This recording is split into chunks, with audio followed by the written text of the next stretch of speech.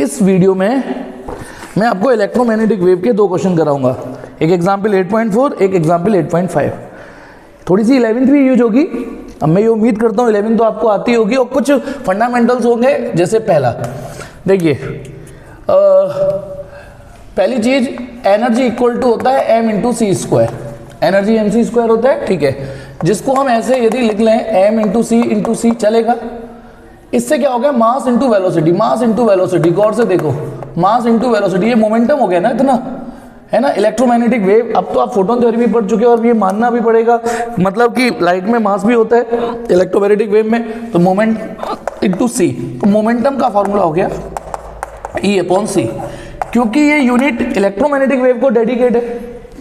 और electromagnetic wave में E for electric field भी यूज किया हुआ है हमने, इलेक्ट्रिक फील्ड के लिए E यूज किया है। तो फिर भसड़ ना हो, इससे बचने के लिए इस E को U लिख लिया है एनसीईआरटी में। तो U का मतलब ही एनर्जी है, ध्यान रखना।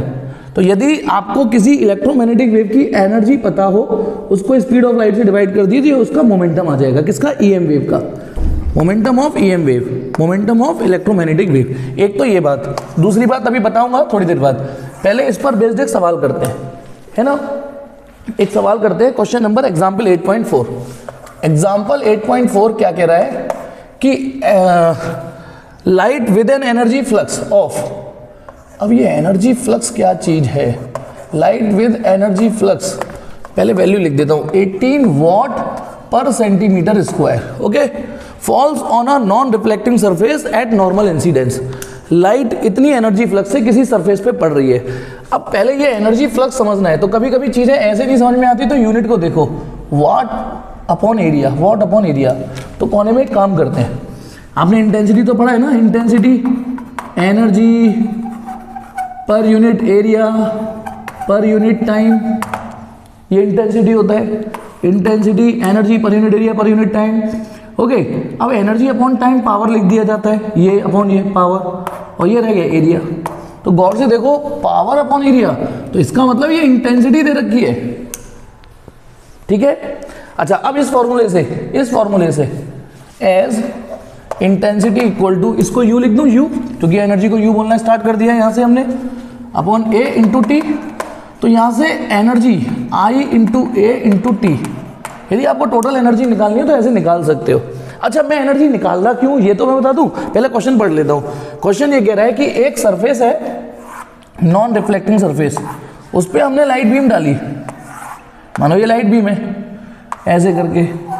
तो ये जो एरिया है वो 20 सेंटीमीटर स्क्वायर एरिया है। मैं अगेन पढ़ देता हूं, लाइट विद एनर्जी, यानी ये लाइट, ये जो प्रॉपर्टी है वो इस लाइट बीम की है। Light with the energy flux और इंटेंसिटी 18 वॉट पर centimetre square false on a non reflecting surface. ये जो है वो नॉन रिफ्लेक्टिंग सरफेस है, मतलब लाइट इससे लौट के नहीं आएगी। नॉन रिफ्लेक्टिंग सरफेस यानी जब आप बॉल को दीवार पे फेंकते हो तो वो रिफ्लेक्ट होकर वापस भी आती है। मिरर पे लाइट फेंकोगे तो लाइट लौट के आएगी। ये परफेक्टली एब्जॉर्बिंग सरफेस रहा होगा, तभी वो कह रहा है कि नॉन रिफ्लेक्टिंग सरफेस है, ठीक है। If the surface has an area of 20 centimetre square, या यूं कहिए इतने एरिया पे लाइट पड़ रही है, ये 20 सेंटीमीटर स्क्वायर एरिया है, ये जितने सरफेस पे लाइट पड़ रही है।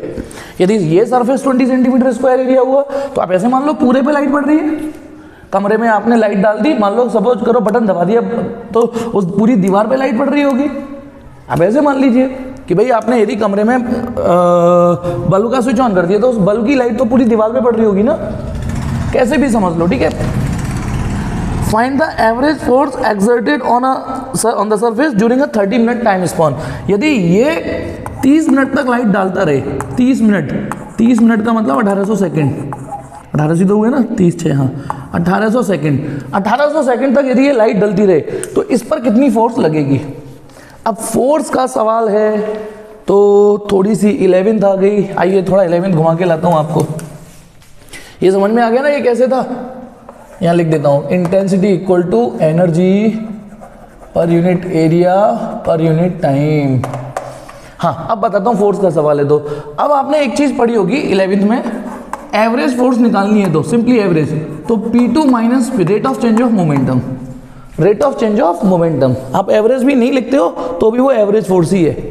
इंस्टेंटेनियस फोर्स निकलती है dp अपॉन dt से, ठीक। ये फोर्स इस फॉर्मूले से निकलती है।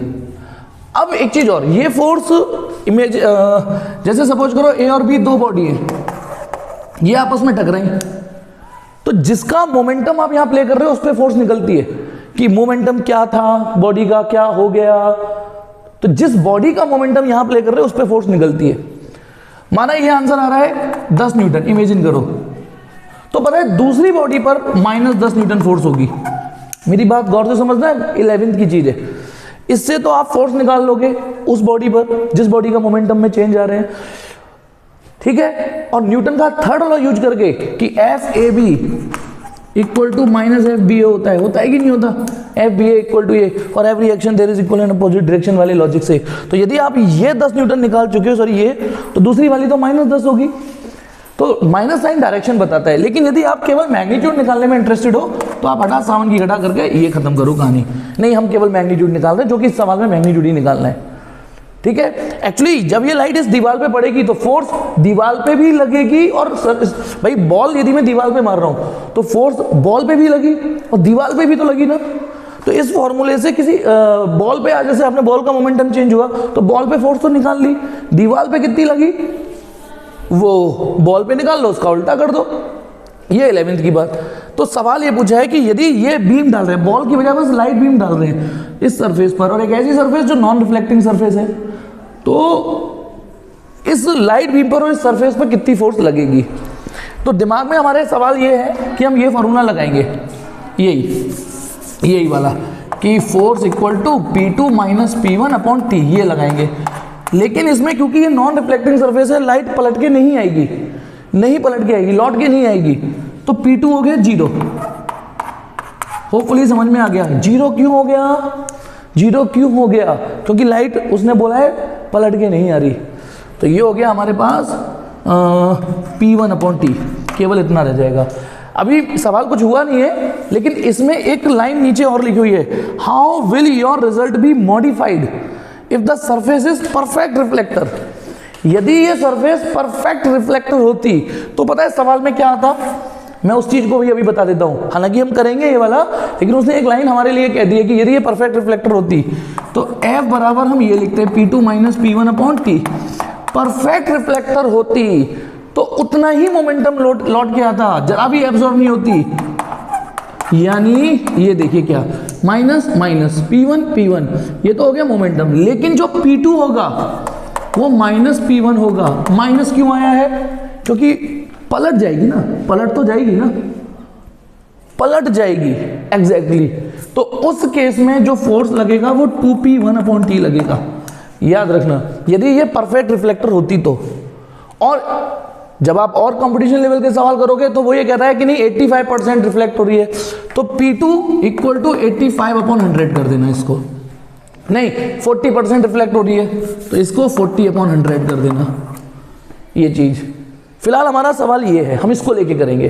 अब यानी यदि आपको ये F निकालना है, T आपके पास है, P1 निकल जाए कैसे भी, मोमेंटम निकलेगा इससे, इसीलिए बताया है एनर्जी अपॉन सी से मोमेंटम। T तो है हमारे पास, अब P निकालने के लिए U अपॉन सी, तो U देख रहे हो ना, U, इसीलिए U ऐसे निकलेगा। तो देखो U, I कितना डाल दूं, I है हमारा 18 वॉट पर सेंटीमीटर स्क्वायर इनटू एरिया कितना है 20 सेंटीमीटर स्क्वायर, ठीक है। T कितना है 1800 सेकेंड, लेकिन अभी T लिख देता हूं, इसको बताऊंगा रीजन क्यों। सेंटीमीटर स्क्वायर से सेंटीमीटर स्क्वायर कट गया, U इक्वल टू हो गया 18 दूनी 36 360 है ना, इंटू T जूल में तो आएगा। मैंने T 1800 क्यों नहीं लिखा मुझे पता है, अभी समझ जाओगे क्यों, आप भी समझ जाओगे कि मास्टर स्मार्ट है। T, हालांकि T की वैल्यू 1800 सेकंड है, ये U निकाल लिया। अब आप बताइए F equal to momentum, P को क्या लिख सकते हो, P equal to U upon C, इसको लिखोगे U upon C upon T, तो ये T यहां आ गया। और U की वैल्यू आप निकाल चुके हो, कितनी है, U की वैल्यू निकाल चुके हो 360 इंटू T। अब आप समझ गए होगे मैंने T क्यों नहीं लिखा, और C इंटू T, क्योंकि वो फाइनली कटना तो है ही यार, वो कटना तो है ही 1800 ऊपर ये। तो अब हमारा जो फोर्स आ गया 360 upon C, 3 into 10 to the power 8, तो काट दो, 3 एकम 3, 3 दूनी 6, 120 into 10 to the power -8 newton, 1.2 into 10 to the power -6 newton. ये इस सवाल का आंसर है। यदि सवाल है ये होता जो उसने पॉसिबिलिटी बोली है तो ये आंसर होता। हम इसका स्क्रीनशॉट ले लीजिए, ठीक। अब आ जाइए एक और चीज, अगला सवाल, इससे अगला सवाल, अगला एग्जाम्पल। उस एग्जाम्पल को समझना है तो पहले एक और बेसिक समझिए। वो बेसिक ये, यही जो आपने बीम ली थी, मान लो अभी ये बीम, लाइट बीम है ना, मान लो इस बीम का एरिया है ए, और यहां से मैंने टॉर्च मारी और मान लो टी टाइम, टी लेंथ चल चुकी है, टी टाइम चल चुकी है, यहां से बीम मारी और माना यहां से बीम चलने के बाद टी लेंथ चल चुकी है, तो ये डिस्टेंस होगी सी इंटू टी। बताने की जरूरत है क्या सी इंटू टी क्यों? क्योंकि speed equal to distance upon time, तो distance equal to speed into time. तो लाइट की स्पीड वैक्यूम में सी होती है, टी टाइम में वो सी टी डिस्टेंस चलेगी। तो इसका मतलब यदि ये लाइट बीम है और वो टी टाइम चल चुकी है, टी टाइम चल चुकी है, और ए इसका ये एरिया है उस बीम का है ना। चलिए, तो अब इंटेंसिटी का फॉर्मूला क्या होगा? जो भी इसमें एनर्जी होगी, जो भी इसमें एनर्जी भरी होगी, है ना, अपॉन एरिया अपॉन टाइम, पर यूनिट टाइम। और एनर्जी को यू लिख दूं क्योंकि you E for electric field चल रहा है, ये तो इंटेंसिटी हुआ, यू एनर्जी। अब आपको याद होगा ईएम वेव में एक एनर्जी डेंसिटी का क्लेश हो रहा है। एनर्जी डेंसिटी वो होती है एनर्जी पर यूनिट वॉल्यूम, है ना। अब एक चीज प्लीज गौर से सुनना, एनर्जी को एनर्जी लिख देता हूं यू, है ना। वॉल्यूम को अब देखना, ये जो वॉल्यूम है, क्या लेंथ इंटू एरिया लिख सकता हूं ना भाई। ये जो बीम है, इस बीम की एनर्जी डेंसिटी निकालनी है मुझे, इस बीम की। तो इस बीम में एनर्जी कितनी है अपॉन वॉल्यूम कितना है, तो इसका वॉल्यूम कितना है आप बताइए। Volume area into length, area into length, area into length, area A और लेंथ सी इंटू टी। अब मैं आपको एक रिलेशन बताना चाह रहा हूं, ये तो एनर्जी डेंसिटी एनर्जी पर यूनिट वॉल्यूम हुआ। अब इसमें इंटेंसिटी प्ले करिए, U A T, U A T. तो एनर्जी डेंसिटी आप गौर से देखोगे, इतने हिस्से को इंटेंसिटी लिख सकते हो ना, ये रहा सी। ये आपका रिलेशन अगले एग्जाम्पल में काम करेगा, जो अभी मैंने कराया था उससे जस्ट अगला एग्जाम्पल है। एनर्जी डेंसिटी इंटेंसिटी अपॉन सी से निकाल सकते हो। अब एनर्जी डेंसिटी भूल गए हो तो एनर्जी डेंसिटी बताता हूं। एनर्जी डेंसिटी ईएम वेव की energy density of electric field, energy density of magnetic field का सम होती है। Energy density of EM wave, ये जो ईएम वेव है इलेक्ट्रोमैग्नेटिक वेव है, तो एनर्जी डेंसिटी ऑफ ई और energy density of B field, हालांकि ये दोनों बराबर होती हैं। आप इसे 2UE भी लिख सकते हो और इक्वल टू 2UB भी लिख सकते हो, क्योंकि ये इसके बराबर होता है, ये इसके बराबर। Energy density. अब आपको बताता हूं यहां से जो फॉर्मूला आपको प्ले करना है अगले सवाल के लिए, है ना। अब बताइए, मान लो इसी को उठाते हैं, ये दूसरी चीज हो गई, ये पहली चीज हो गई, ठीक है। तीसरी चीज, अब आप बताइए इसी को, सिंस एनर्जी डेंसिटी किसके बराबर 2UE, तो एनर्जी डेंसिटी 2UE, और एनर्जी डेंसिटी को लिख सकते हो I अपॉन C 2UE। अब half epsilon not E square लिख सकते हो ना, क्योंकि इलेक्ट्रिक फील्ड के पास एनर्जी डेंसिटी ये होती है, इलेक्ट्रिक फील्ड के पास एनर्जी डेंसिटी ये होती है। ये मैं क्यों करा रहा हूं, क्योंकि उस सवाल ने ना इलेक्ट्रिक फील्ड की वैल्यू पूछी है।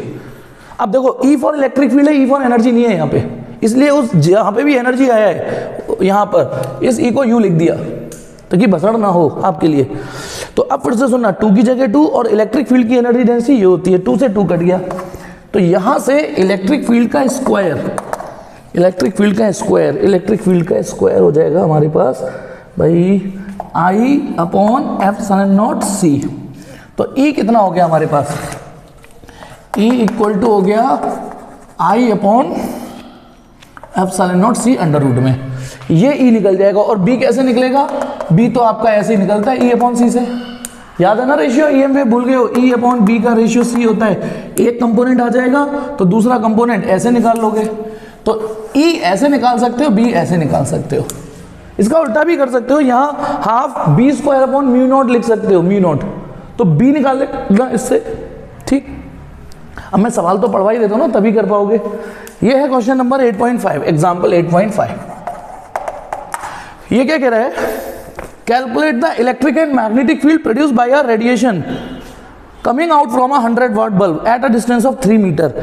Assume the efficiency of the bulb is 2.5% and it is a point source. देखो एक बल्ब है, पॉइंट सोर्स है बल्ब, ये रहा, इससे 3 मीटर की दूरी पर।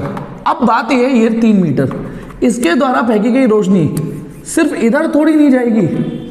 माना ये 100 वाट का बल्ब है, 100 जूल पर सेकंड जो एनर्जी फेंक रहा है, वो एक ही डायरेक्शन में नहीं फेंक रहा ना, इधर भी फेंक रहा है, इधर भी फेंक रहा है, इधर भी फेंक रहा है, इधर भी फेंक रहा है, इधर भी।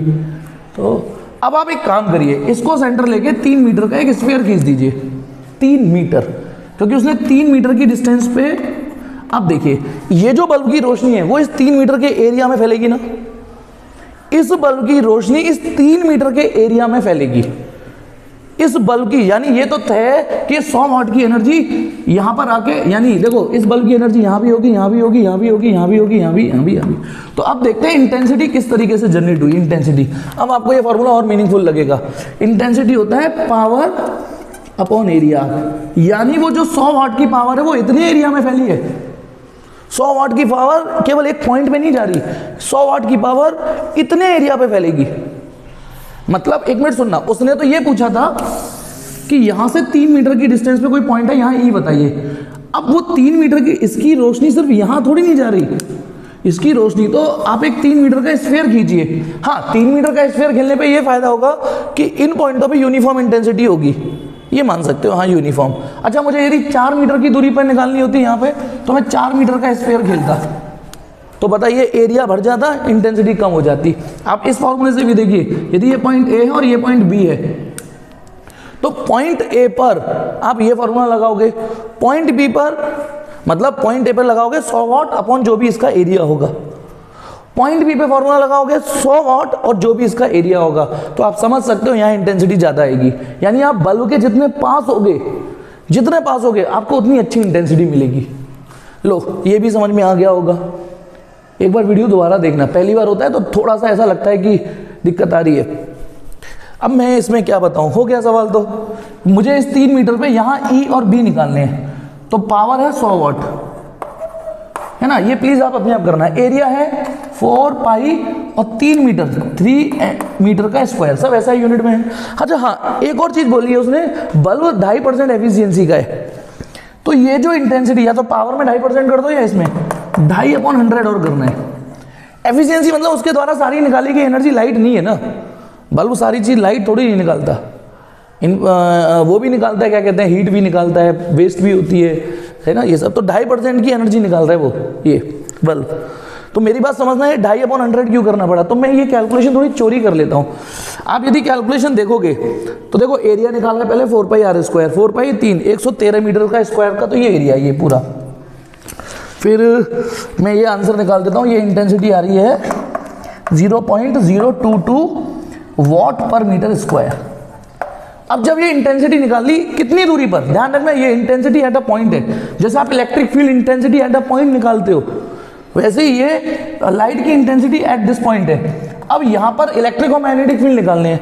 अब जब यहां इंटेंसिटी इतनी है, इंटेंसिटी आपको पता चल चुकी, स्पीड ऑफ लाइट आपको पता होती है ε0। तो आप, भाई मैं कैलकुलेशन तो नहीं कराना चाह रहा, आप खुद करना। तो आप इसकी सॉल्यूशन पढ़ लेना, तो ये वाला ब्लॉक पढ़ना। तो इलेक्ट्रिक फील्ड निकालने के लिए आप ये फॉर्मूला डायरेक्ट प्ले कर लेना,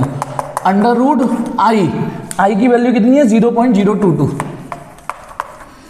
एप्सिलॉन की वैल्यू होती है 8.85 10⁻⁻12 और C होता है 3 × 10⁸। आप गौर से देखोगे, ये जो E की वैल्यू लग रही है, आपको समझ जाओगे ये आ रहा है 2.9, है ना, न्यूटन पर कूलम या वोल्ट पर मीटर। ये E आ गया। और B, जब E आ जाए तो B ऐसे निकाल लेना, E ऐसे आ जाएगा, B ऐसे आ जाएगा। हाँ, एक और चीज, क्योंकि ये EM वेव पढ़ रहे हो और ये इलेक्ट्रिक फील्ड साइनोसॉइडल है, ये इलेक्ट्रिक फील्ड ऐसा है, ये वाला ध्यान करो, इलेक्ट्रिक फील्ड, मैग्नेटिक फील्ड ऐसे जाएगा, इलेक्ट्रिक फील्ड। तो ये E की फिर एक्चुअल वैल्यू नहीं हुई, ये RMS वैल्यू हुई। जैसे AC, जब आप AC पढ़ते थे, खाली 220 वोल्टेज बोल दिया है, तो फिर वो RMS AC है, RMS AC है। ठीक है, क्योंकि जो चीज घटेगी बढ़ेगी घटेगी बढ़ेगी, तो ये जो वैल्यू है ये ई आर एम एस है, ई आर एम एस है। फिर इस फॉर्मूले का प्रयोग करोगे, यदि ये ई आर एम एस रखोगे तो ये बी आर एम एस निकलेगा, आर एम एस। और पीक वैल्यू कैसे निकलती है, E R M S equal to E not upon root two. By chance E not पूछ ले वो, तो ई नॉट हो जाएगा E R M S into root two. तो ये थी इस सवाल की कहानी, कुछ नहीं था, फॉर्मूला लगाना है, एक फॉर्मूले को दोबारा पढ़ लेना। और ये सवाल करने के बाद आप एक एग्जाम्पल करने लायक हो गए। बहुत आसान सवाल है, एक्सरसाइज का 8.12, एक्सरसाइज का 8.12 एक बार उसको करना, कॉन्फिडेंस आ जाएगा। ठीक है, ओके बेटा।